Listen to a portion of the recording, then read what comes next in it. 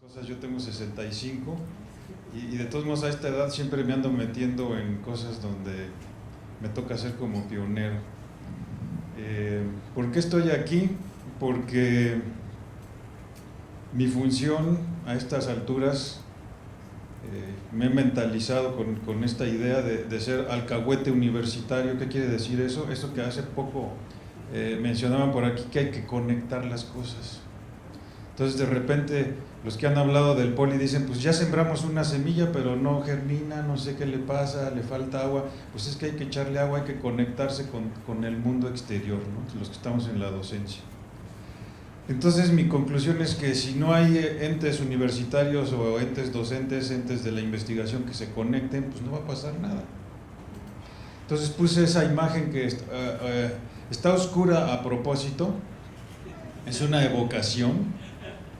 Y es que hace poco alguien puso por ahí que los 3 eslabones de la cadena que tiene el ángel de la independencia se refieren a los 300 años de esclavitud. Y lo que yo me imaginé que esos 3 eslabones quieren decir: 1, mande usted; 2, para servirle; 3, a sus órdenes, y yo no soy capaz de hacer nada si usted no me ordena, me manda o me humillo ante usted, porque yo fui conquistado. Y los arqueólogos, ¿a qué se dedican? Pues a ver cómo está el pasado y qué pasó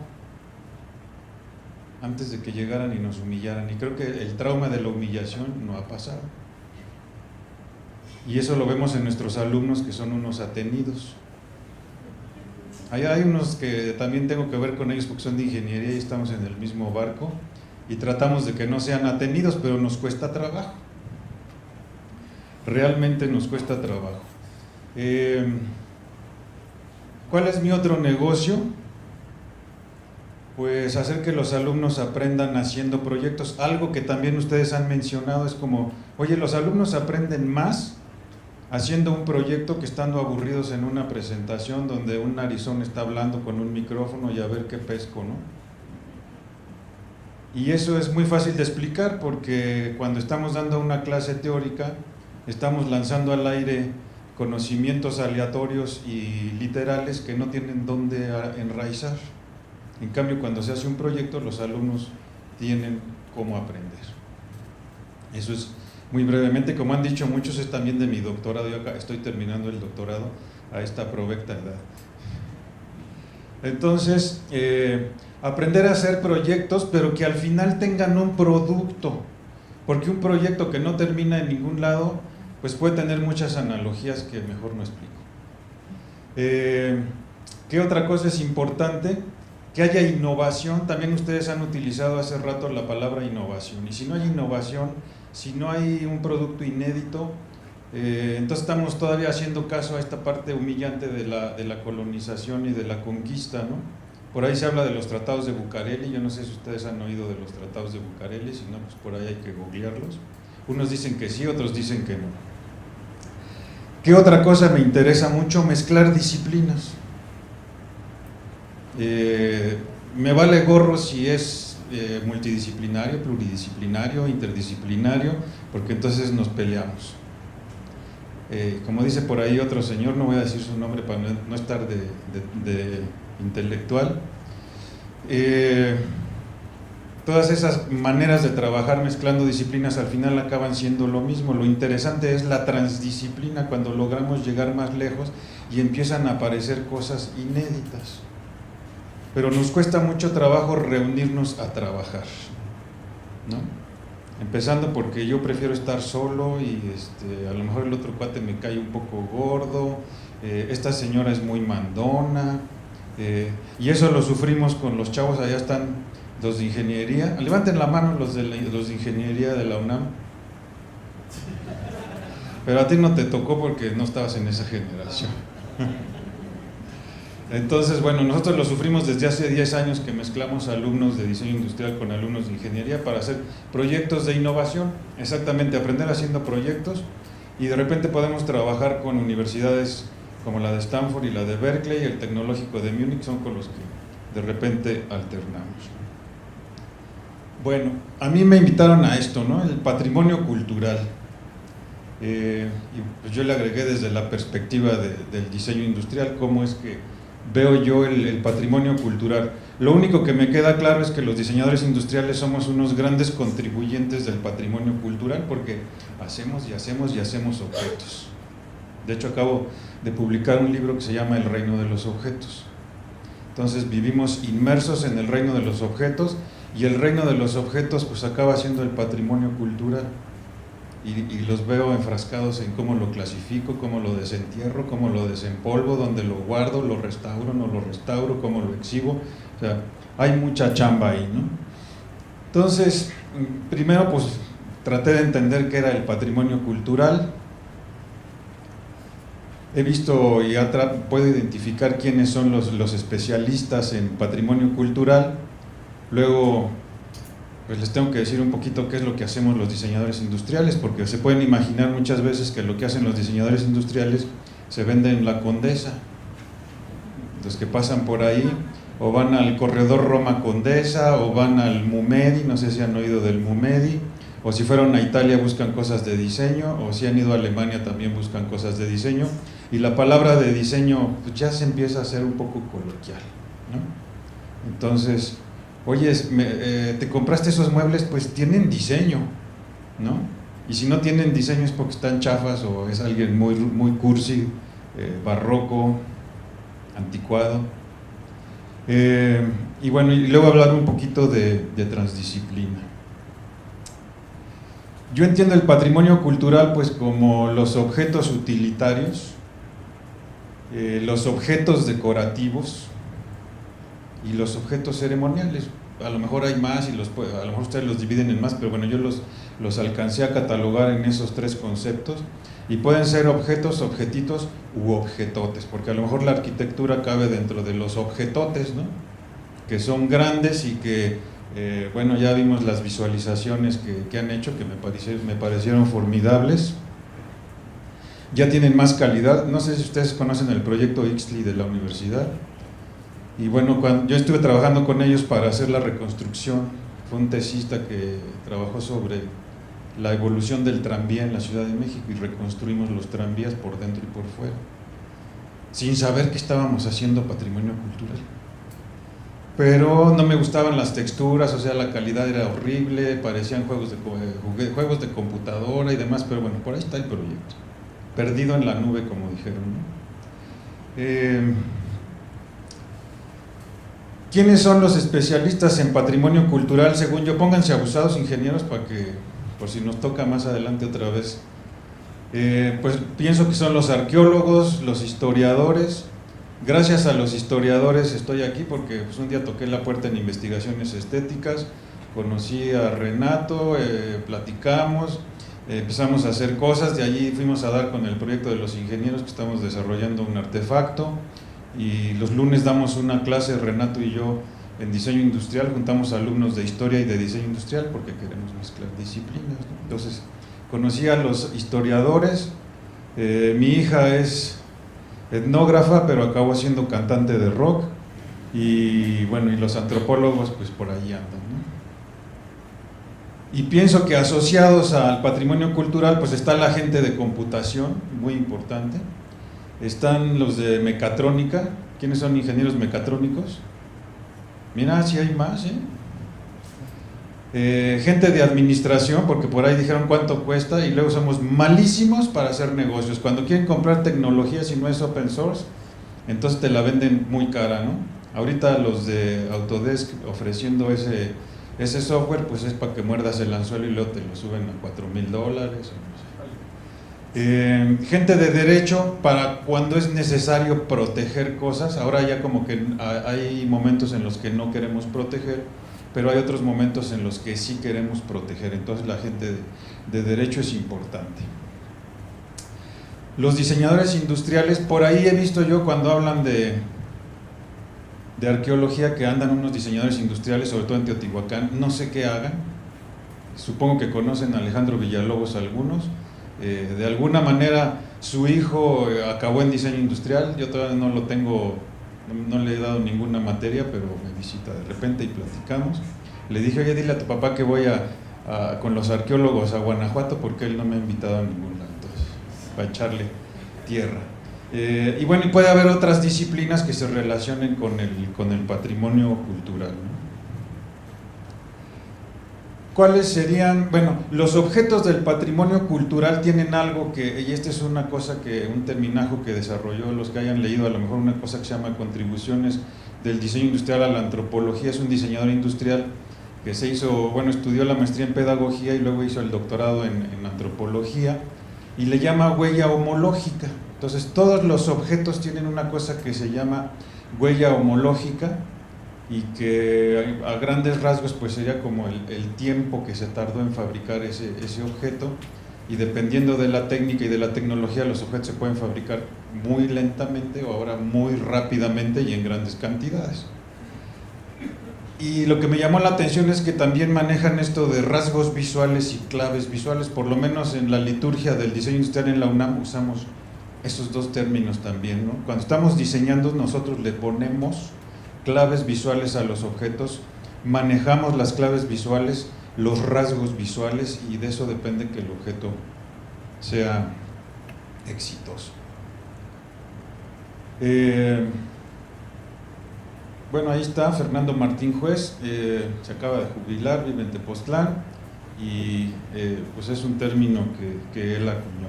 Ahora, si hablamos de claves visuales, repito, dentro de la liturgia del diseño industrial en la UNAM, para nosotros las claves visuales son 4. Entonces, los objetos tienen claves visuales que nos permiten decodificar cuál es su principio práctico utilitario. También tienen claves visuales que nos permiten reconocer cuál es la antropometría y la ergonomía del objeto.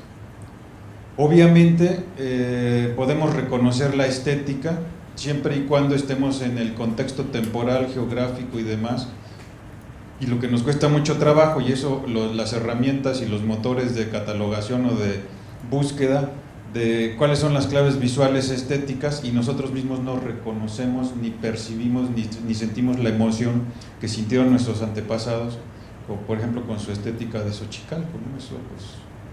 Eso sí está perdido, no sé cómo podamos recuperar la arqueología de las emociones, eso es un pendiente. Y también están las claves visuales de la tecnología, los procesos, los materiales con los que estuvieron hechos los objetos.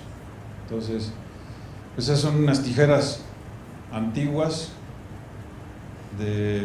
están ahí en el Museo de Artes Populares.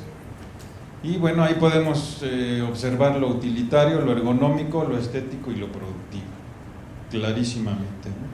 Hay objetos en los que es más complicado evaluar eso, detectar eso, decodificarlo, y si yo voy a diseñar, bueno, pues también tengo que ver cómo voy a manejar esas claves visuales. Las tijeras contemporáneas ahora ya tienen un hoyo más grande para el dedo gordo, y hay una empresa que fue la primera que hizo tijeras para zurdos y derechos en Finlandia, en los 70s. Ahora, no sé si en el ámbito del patrimonio cultural se habla de complejidad o no. Entonces también es algo que empieza a entrar, ¿no? Otra cosa que también me congratulo es que, bueno, por lo menos los que estamos aquí todos tenemos cara de latinoamericanos, y no hay extranjeros, porque antes cualquier coloquio, seminario, congreso, además lo primero era ¿qué divas vas a traer? ¿Y qué dijo la diva? Hay que hacer lo que dijo la diva, y ahora estamos ya pensando, ya lo dijeron, en cómo resolvemos nosotros las cosas para nuestra localidad, ¿no?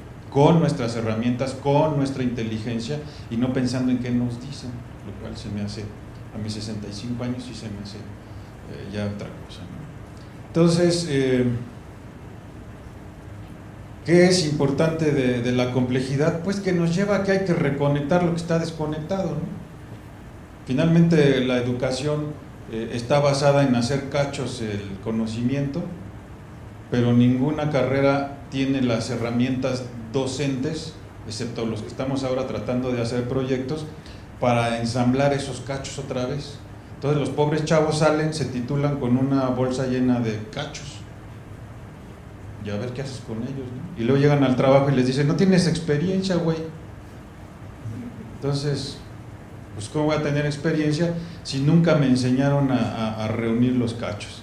Entonces, están esos tres señores, que es Edgar Morán, Basarab Nicolescu y Ludwig Bertalanffy. No sé si los han leído, si no, pues échenles por ahí una leída.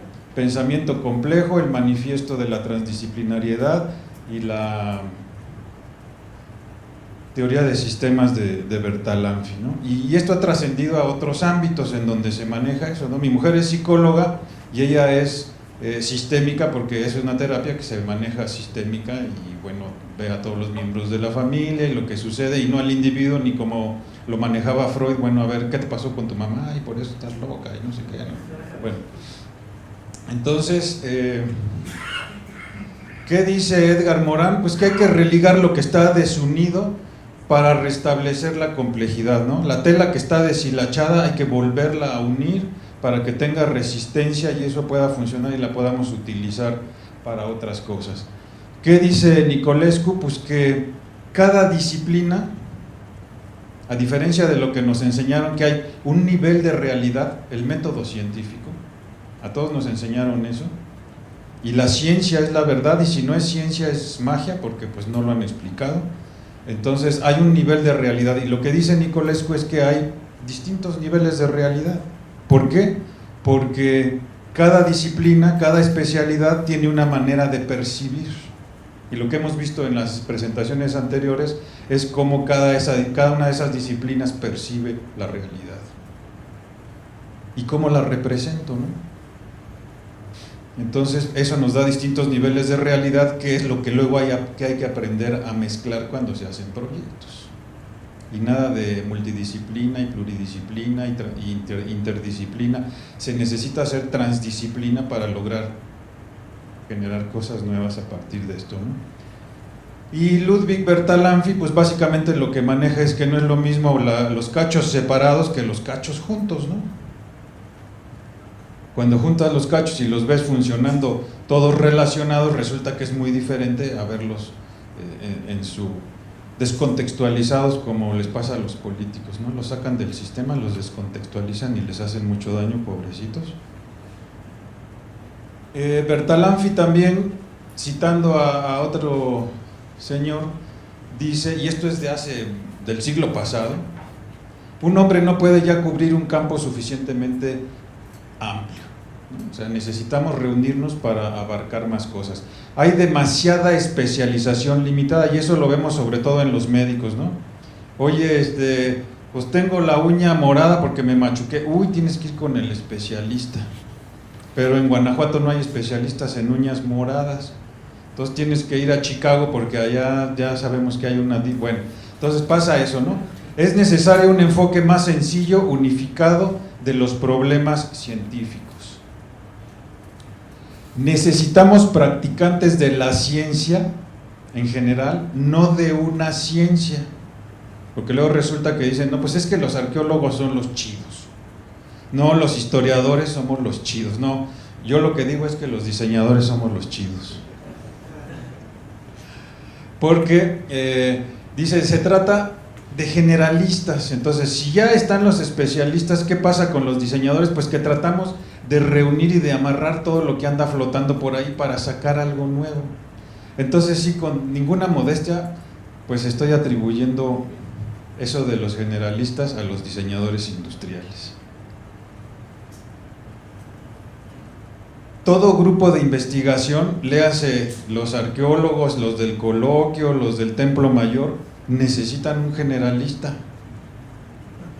Yo soy un headhunter de generalistas, entonces ahorita les paso mis datos. Y pues la chamba de los diseñadores industriales es pues reunir las cosas para generar algo nuevo, ¿no? Ahora que trabajamos con los ingenieros, un profe de acá de los ingenieros, Vicente Borja, un día nos dijo, oigan, ya vimos que los buenos para los fierros son los diseñadores, y entonces ahora no sabemos para qué servimos los ingenieros. Eso lo dijo Vicente, ¿eh? Lo puedes repetir cuantas veces quieras. Y pues sí, porque somos capaces de materializar, y eso pues ya lo han visto ustedes si han ido a nuestros talleres y demás. Hay momentos en los que nosotros podemos generar y tener las cosas físicamente al final de un proyecto, ¿no? En un grupo de especialistas en patrimonio cultural, al generalista le incumbirían los problemas de sistemas, los que surgen cuando se combinan partes en un todo equilibrado. Entonces, ahí se las dejo para que la mastiquen en la neurona, y aquí estamos los diseñadores para resolverle su problema.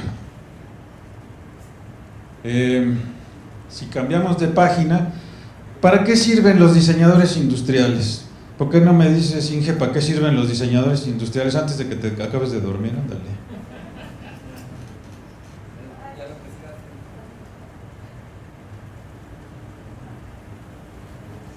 Fuerte, mano. Bueno, los diseñadores industriales sabemos, igual que todos los profesionales de todas las disciplinas, sabemos usar la inteligencia, en teoría. Aunque desde mi punto de vista la educación como está en México, y ahí tenemos a todos nuestros políticos, sí saben memorizar, sí saben pensar porque toman decisiones a veces de la trompada, pero no usan la inteligencia, y por eso nos quejamos de que nuestro país está mal. ¿Por qué? Porque para empezar no tenemos proyecto de país, porque no sabemos hacer proyectos, y porque no estamos enseñando ni estamos aprendiendo en las escuelas a hacer proyectos. Entonces, pues claro que los políticos no saben hacer proyectos. Entonces, tenemos que aprender a usar la inteligencia.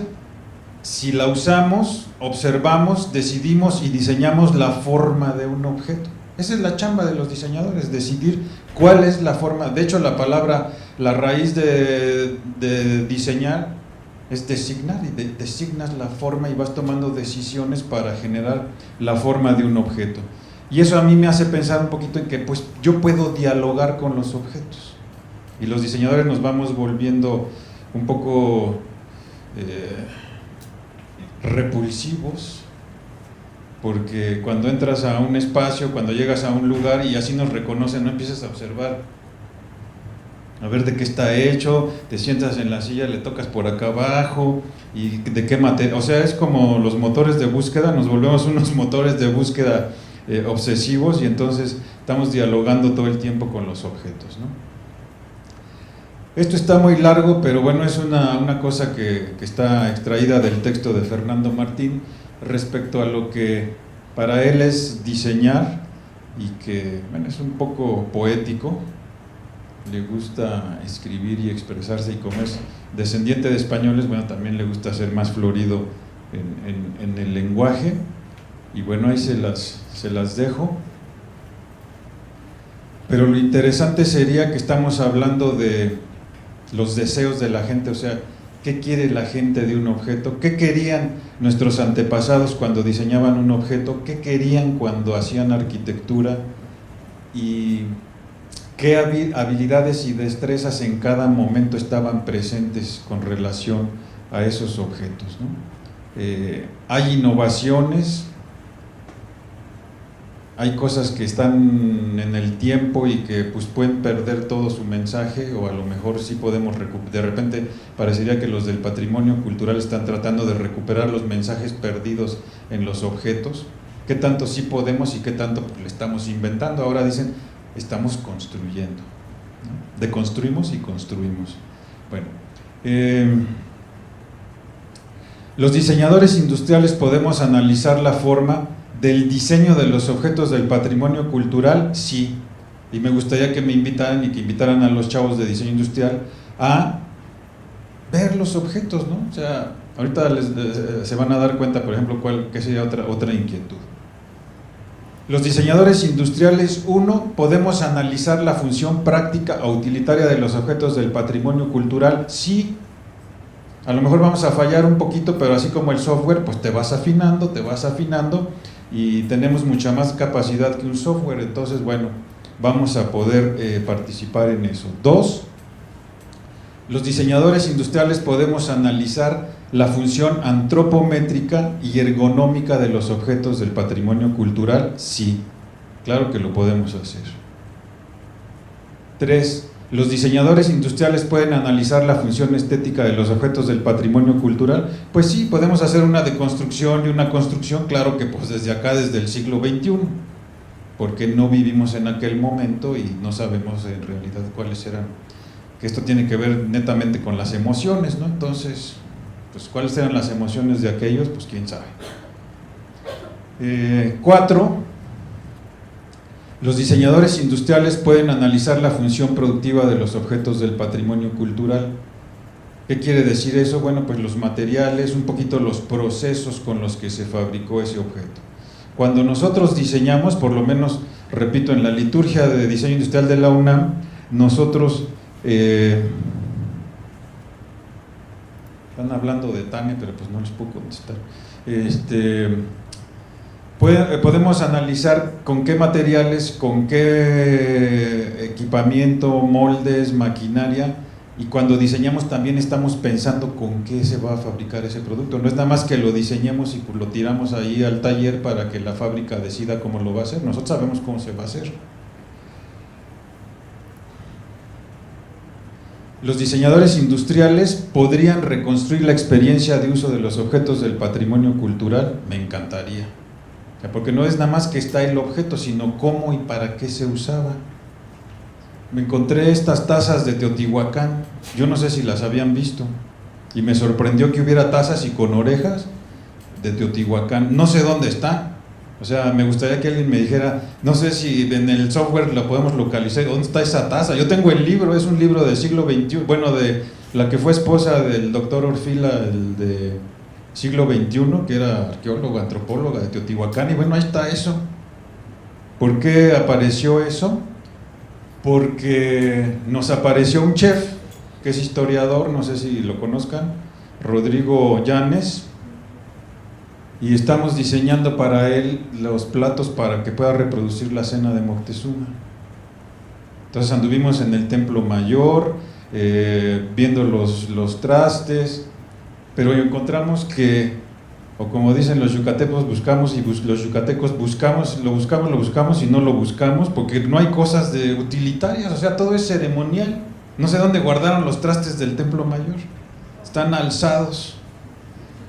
Entonces, bueno, nosotros nos dimos a la tarea.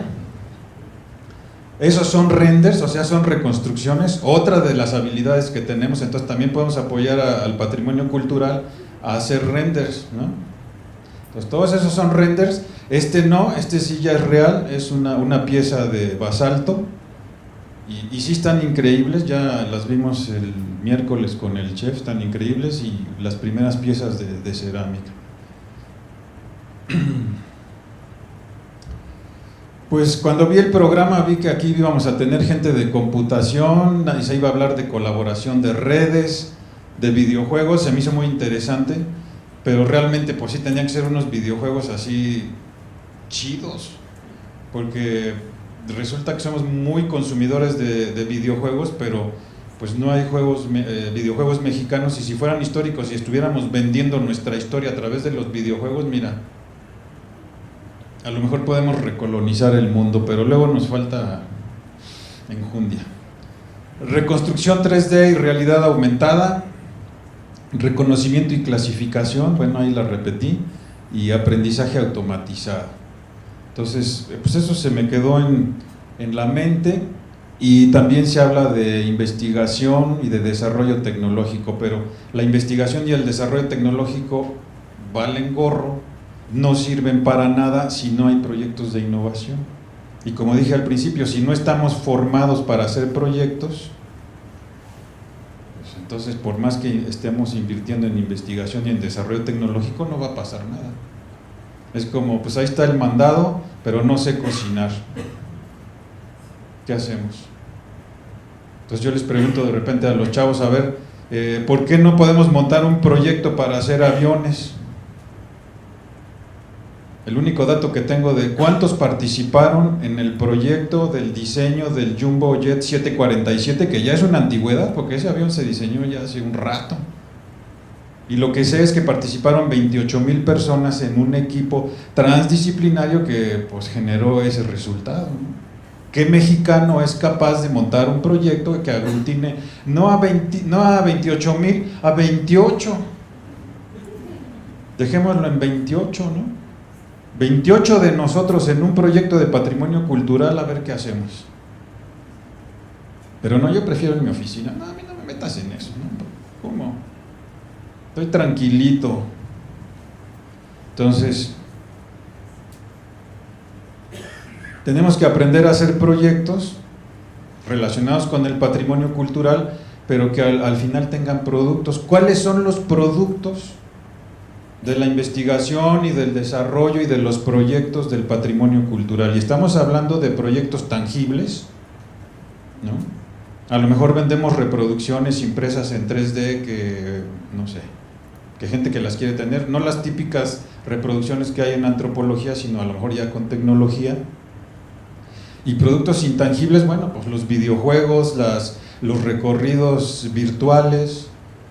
Nosotros hicimos también un proyecto, curiosamente, era trabajar sobre el centro de la Ciudad de México, y lo que hicimos con el equipo que me tocó a mí fue curiosamente eso, ¿no? Un recorrido virtual, pero ahí lo que estábamos pensando es: caminas por Madero y de repente en la noche se te aparece un caballero águila, o se te aparece Moctezuma y va caminando junto a ti, de repente se te abre un hoyo en el piso y ves que la historia está abajo.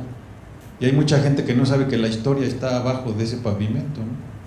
Entonces, sí se pueden hacer muchas cosas, y si nos pusiéramos un rato a hacer lluvia de ideas, no nos la acabamos, como dicen, ¿no?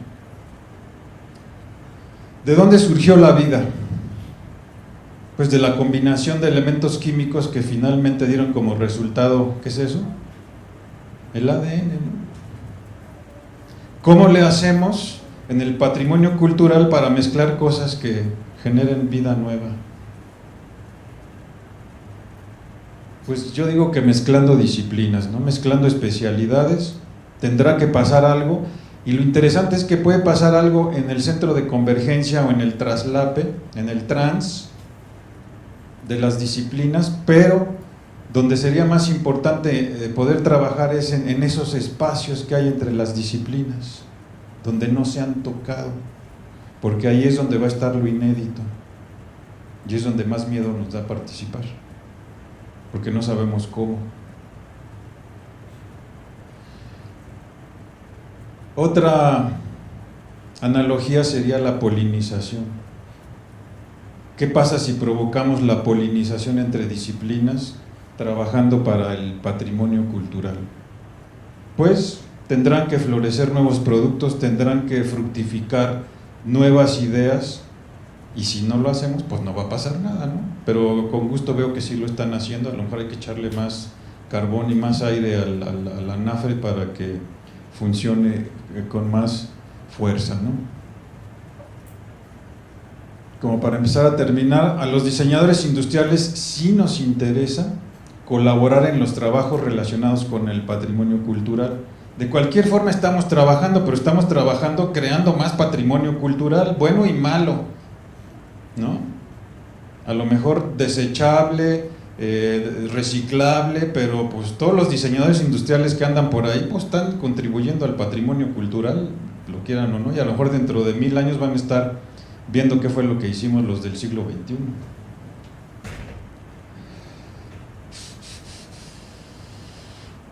Lo que siempre pasa, que la tecnología empieza. ¿Quiénes son los usuarios del patrimonio cultural? Pues todos, ¿no? Porque parecería que son los arqueólogos o son los historiadores, pero son todos. Ya lo vimos al final, el que va a aprender historia a lo mejor es un usuario que utilizando un juego pues puede aprender cosas. Esta es una foto de un proyecto que están haciendo los mecatrónicos allá. Ahora sí puedes explicar o tampoco. Ya se congeló. Bueno, por eso fuimos a dar con los de estéticas también, o a partir de la relación de investigaciones estéticas, y ahí fue donde conocí a Diego. Pues es un robot para hacer imagenología, tomar fotos a obras de arte o a objetos. Entonces, se puede manejar manualmente, pero también se puede controlar numéricamente, se le pueden cambiar las cámaras y demás. Claro que estamos en el primer prototipo, después de 2 años se llegó a eso, y además pues batallando con la misma credulidad de los que estamos en el equipo, ¿sí o no? Entonces de repente hasta hay que quitarse la depresión porque, pues sí, Eumelia que está ahí, pues ella se imaginaba que en 2 años ya iba a tener sus fierros para tomar fotos, pero pues no, o sea, no está tan fácil, ¿no? Hay que desarrollar la tecnología y necesitamos mucho dinero. Esto se logró pues con poquito dinero que te da la UNAM para hacer proyectos de investigación. Entonces ahora la idea es meter un proyecto con CONACYT para pedir unos buenos millones y seguir avanzando para este proyecto, ¿no?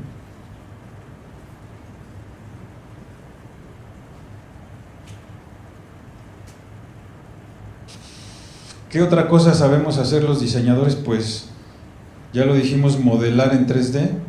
Si modelamos en 3D, también ya están las máquinas que pueden imprimir en 3D y pues podemos hacer productos nuevos, objetos nuevos para el patrimonio cultural, o podemos reconstruir objetos que a lo mejor por ahí están en pedazos, igual que los tepalcates, o sea, con tepalcates a lo mejor reconstruir la pieza e imprimirla en 3D y volverla a tener, y las podemos vender también, ¿no? ¿Por qué no?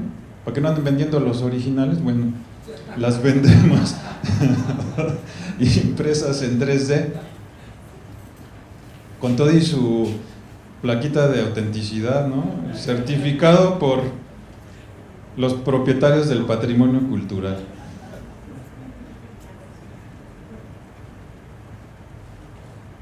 Conclusiones: los diseñadores industriales nos especializamos en el diseño de objetos para fabricarlos industrialmente, así como muy sencillamente, porque luego hacen unas definiciones muy complicadas, pero esta sería como la más vendible.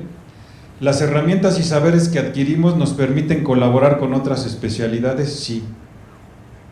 Estamos como muy hechos para eso, y por eso mi analogía con lo de los generalistas que propone Bertalanffy.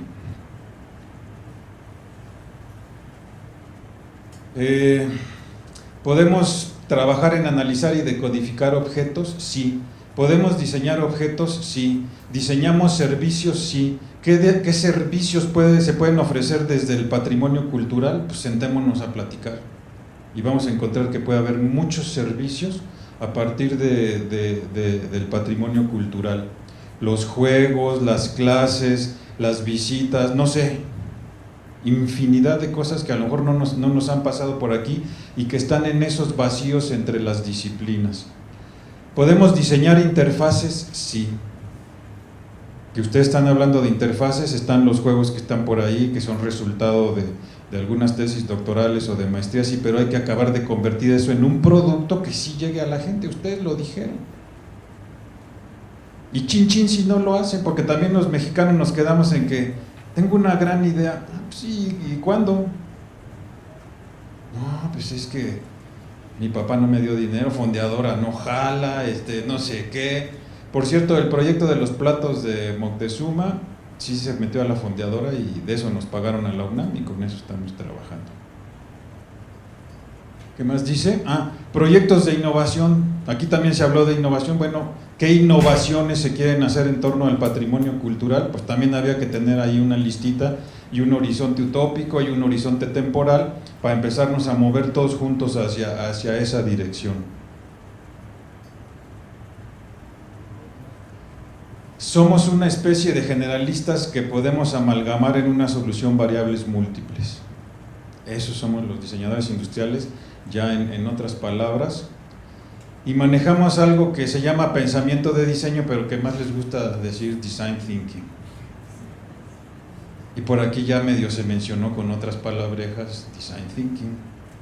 Entonces, que hay que hacer prototipos, que hay que probar, y cuando pruebas aprendes, y entonces te ocurre la otra idea que sigue. Y cuando entras en ese proceso, pues ya te vas soltando y a lo mejor se te va limando un poquito la aspereza esa de la conquista.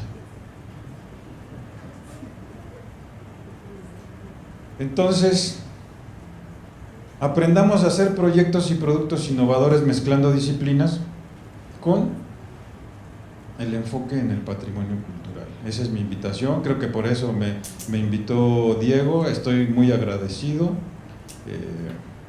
Cualquier cosa, pues por aquí andamos.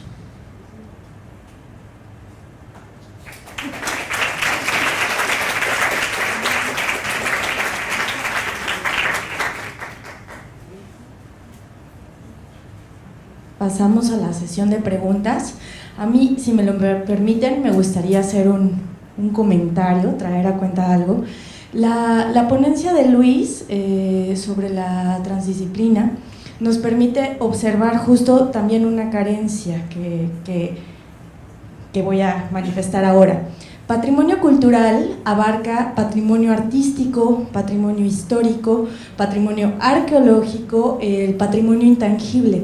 Y si se dan cuenta, hasta ahora nos hemos concentrado en el patrimonio arqueológico, hemos hablado de los especialistas del patrimonio como los arqueólogos, los etnohistoriadores, los antropólogos, pero aquí nos está faltando tener, bueno, ¿qué pasa con el arte? ¿Qué pasa con las lenguas originarias? ¿Qué pasa? Estamos ahí, es como una anotación para nosotros, ¿no?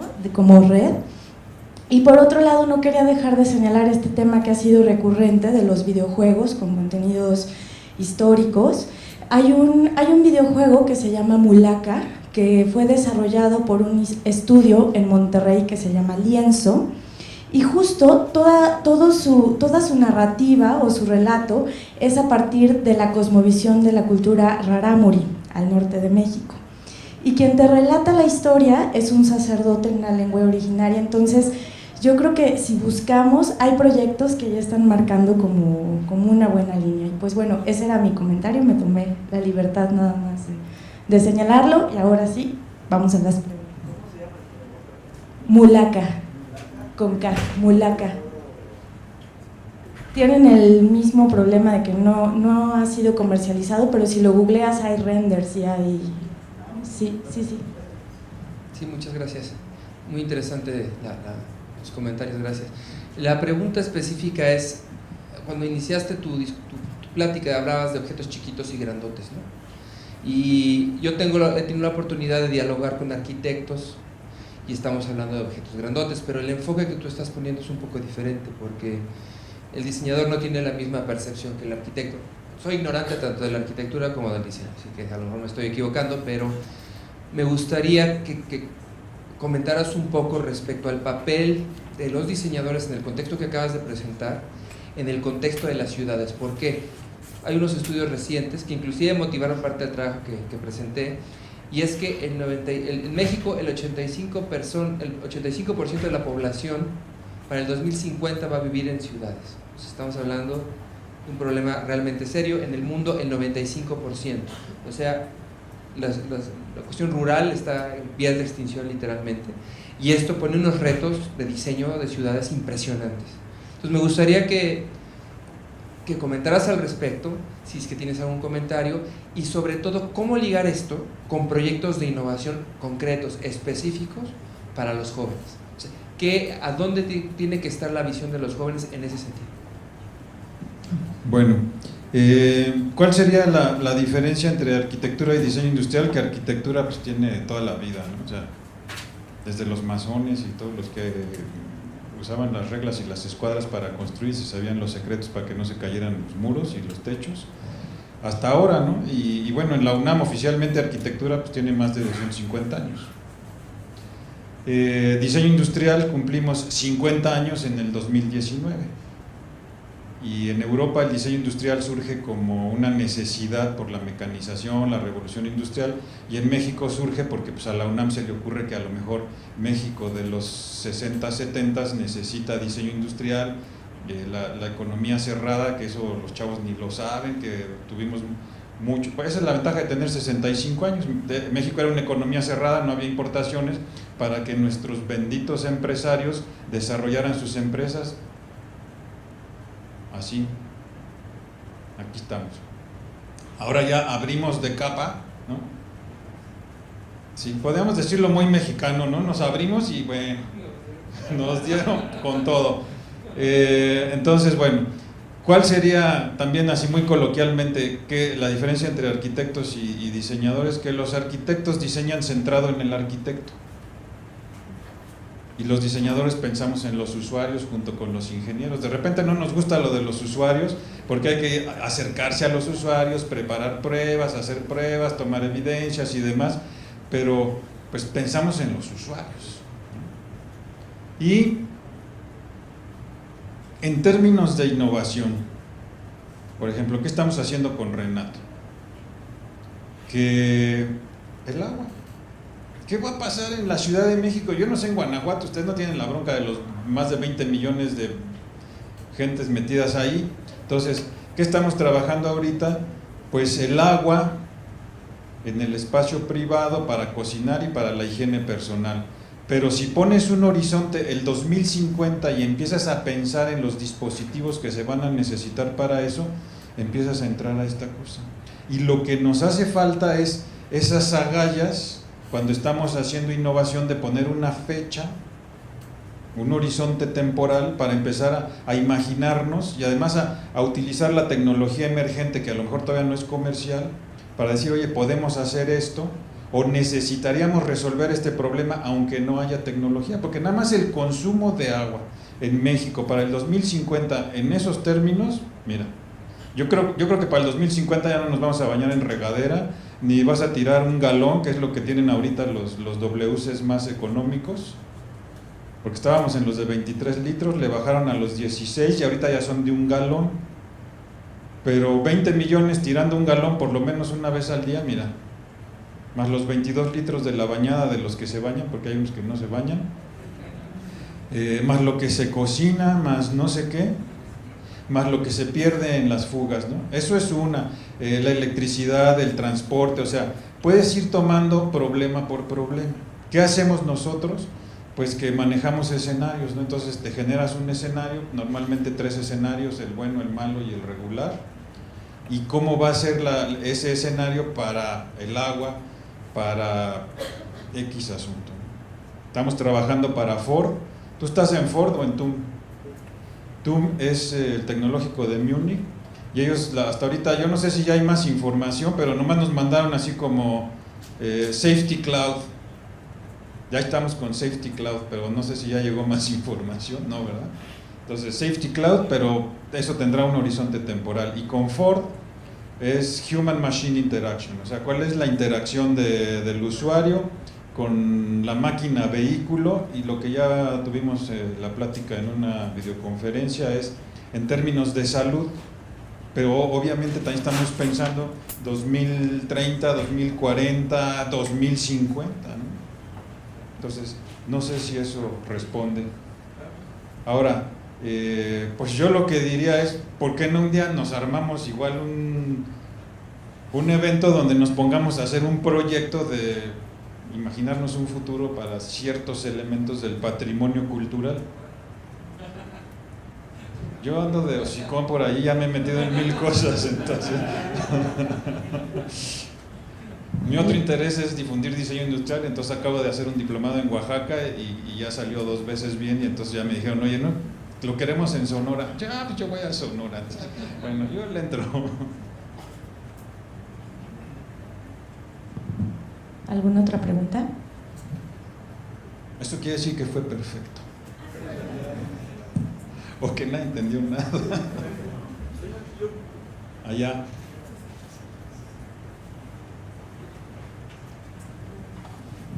Buenas tardes, yo soy mecatrónico. Yo sí entiendo también muy bien eso del diseño y algunas cosas, pero creo que a veces no sabemos de dónde partir. Por ejemplo, ¿qué propone? Que primero se reúnan alguien de patrimonio y ingenieros y diseñadores y mencionen las necesidades y que de ahí salga algo, o tiene que haber primero un interés de cada persona para poder trabajar en ese proyecto o algo parecido y a ver si lo que hiciste le puede funcionar a alguien más. A ver, te lo voy a contestar con un ejemplo. Ese es el principio de por qué estoy aquí. O sea, yo nunca me imaginé que iba a estar aquí. Nunca, pero ni por acá, ¿no? Entonces, tenía que organizar un seminario que al final no se pudo cuajar eso, para hablar de plata.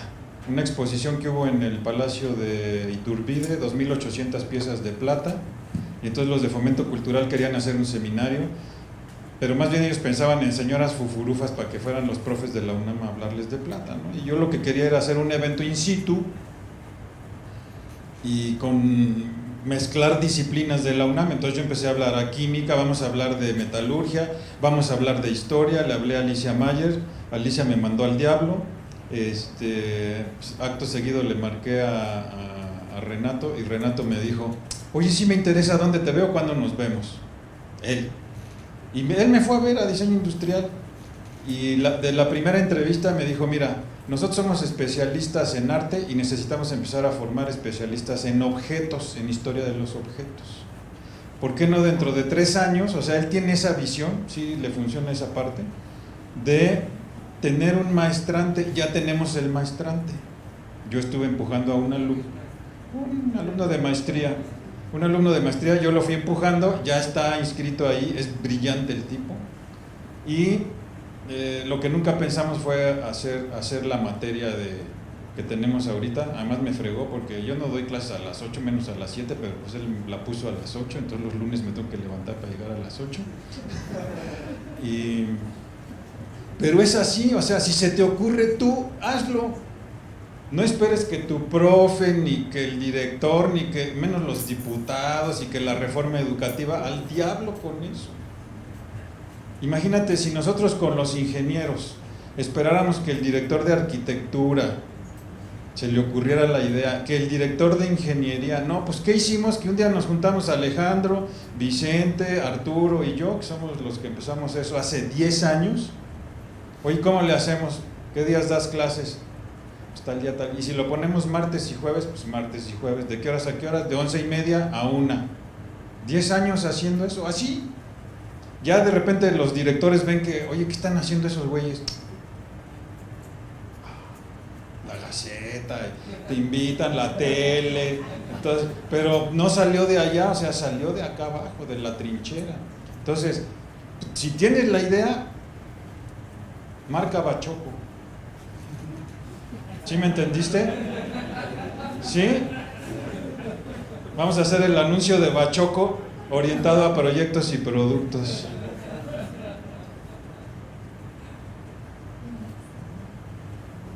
Gracias, pues felicidades, porque sin duda de repente en ciertas áreas se nos olvidan estos otros fuertes de especialidad que si nos unimos pues podemos hacer cosas inimaginables. Y bueno, respecto al tema del desarrollo económico a partir del patrimonio, hay también muchas miradas como puristas, no lo toquen, no lo vean, no lo difundan, tiene que ver también con el tema a veces de las propias legislaciones. Y bueno, esta idea de que bueno, podemos producir y generar elementos comercializables siempre con una medida de respeto, de ética, o sea, no estamos prostituyendo, como a veces se dan esas lecturas extremistas. Eso por una parte, todo el potencial que si se suman ideas y especialistas se pueden generar cosas tremendas. Y por otro lado, por ejemplo, en nuestro caso desde la Dirección de Registro Público tenemos una postura privilegiada, siempre digo yo, porque es el mundo del objeto.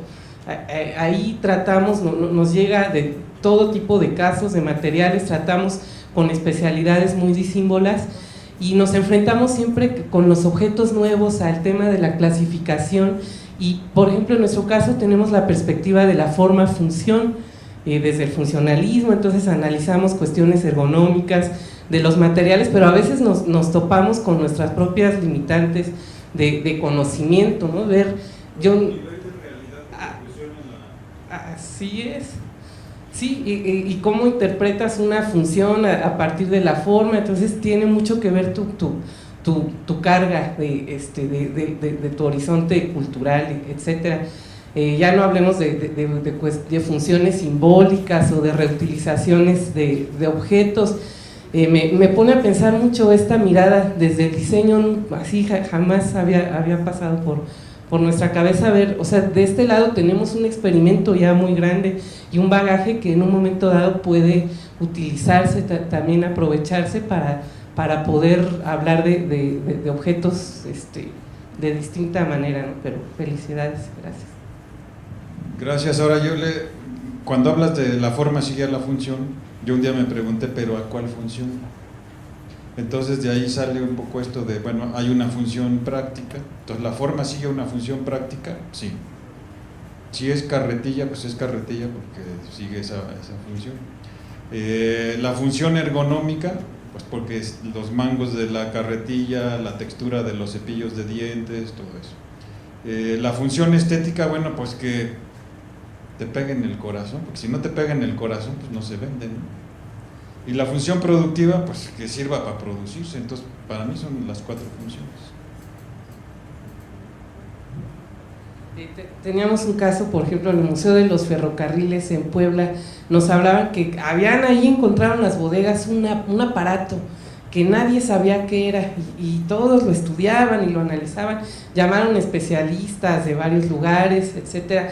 Sabemos que en los talleres de los ferrocarrileros ellos fabricaban sus propias herramientas según sus necesidades.